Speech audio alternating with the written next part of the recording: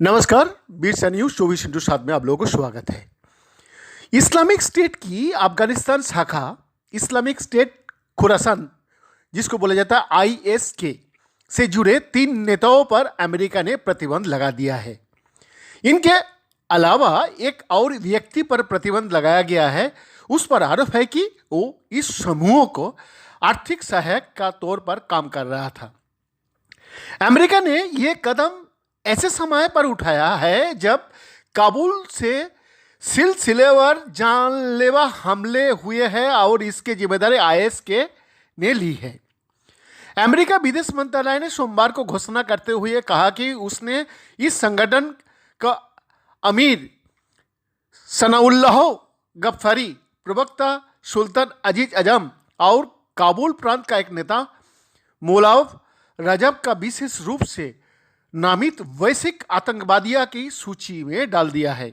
इसकी जानकारी विदेश मंत्री एंटोनी ब्लिंकन ने बयान में जारी करते हुए कहा।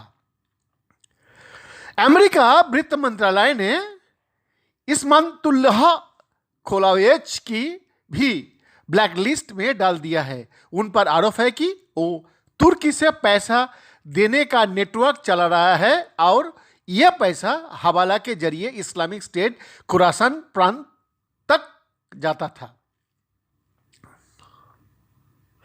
वित्त मंत्रालय ने फॉरेन असिस्टेंस कंट्रोल की निदेशक एंड्रिया गेफ्री ने कहा, आज किया गया काम आईएसआईएस की और उसकी सदस्यों को अंतर्राष्ट्रीय वित्तीय प्रणाली के दुरुपयोग कर अफगानिस्तान और उनके बाहर आतंकी गतिविधियों की समर्थन देने से रोकने के लिए अमेरिका का दृढ़ संकल्प को दिखाता है।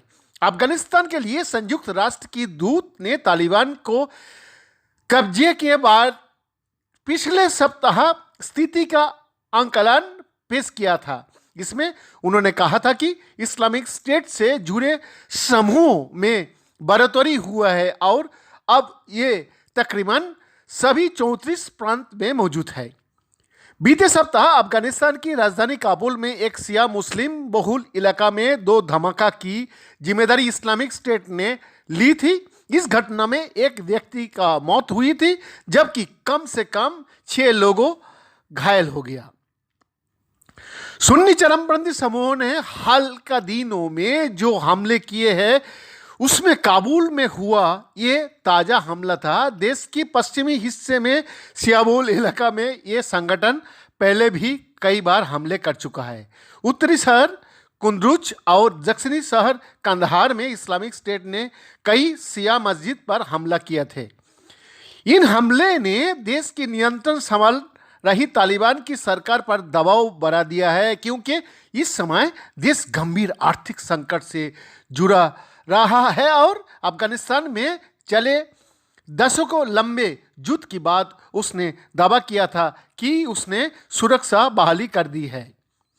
वही संयुक्त राष्ट्र ने सोमवार को अफगानिस्तान को बैंक को बचाने के लिए तुरंत मदद की अपील की है।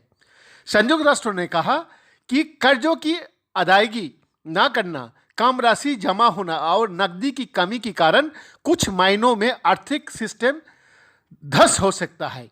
संयुक्त राष्ट्र विकास कार्यक्रम यानी कि यूएनडीपी ने अफगानिस्तान की बैंकिंग और आर्थिक प्रणाली पर अपनी 3 पेज की रिपोर्ट में ये डर जाहिर किया है।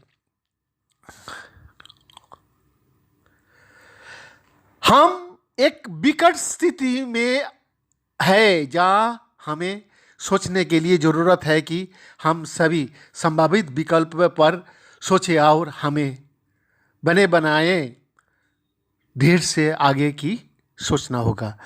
बैद्यनाथ दास का रिपोर्ट, बिरसा न्यूज 24/7।